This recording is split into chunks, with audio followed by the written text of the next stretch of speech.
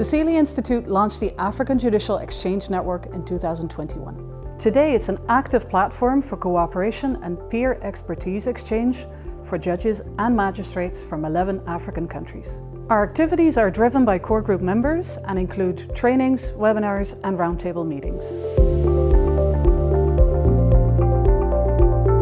This is the only network which has brought us together actually. Judges from the southern part, from the eastern and from the western part of Africa. We always have to hunger for more because the world is revolving, crimes are changing, and we cannot sit at one place. So there's always the need to enhance ourselves.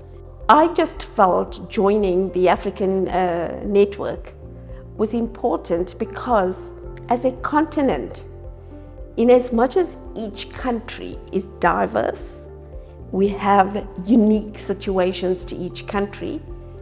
But when you come together as a continent, you want to create that uniformity so that you can exchange best practices, you can learn from each other, and at the end of the road, each country has principles that unite each other in achieving the same goals.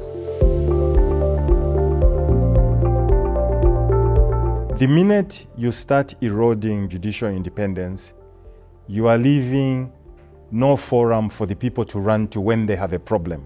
I have attended about 2 webinars by the network. There is one that particularly impressed me, the one on sentencing guidelines. Sentencing guidelines are a necessity for any judiciary because you want there to be consistency in the way courts deal with people. You don't want court A person stole $100, it convicts that person to 3 years imprisonment. Court B, a person stole, say, $50. And when he was stealing, he pulled out a gun. The court convicts him of 1 year imprisonment. People will start asking, but these people, what is wrong? There is no consistency. At the center of everything, if you want to have public trust and confidence, that judicial officers must be able to dispense justice within time. And that goes to case management. If judicial officers can have the capability to manage their docket, to dispense justice within time, I think actually there'll be a lot of public trust and confidence from the ordinary citizens. And this is something that Syria have been able to do based upon the experience of all those great minds who are within the network. What is nice about the resources, it's all encompassing.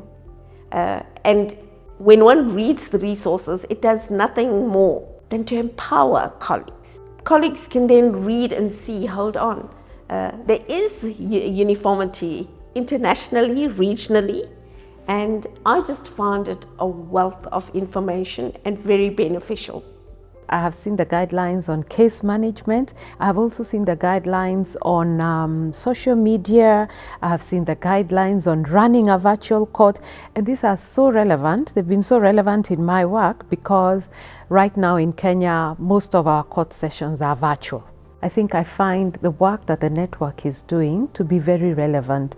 And I think it's because you allow judges to guide you and tell you these are the areas, and I think that's a very useful thing. We brainstorm, we look at our challenges, we look at the future of the network, we bring up more ideas and how we can maintain and enhance the network.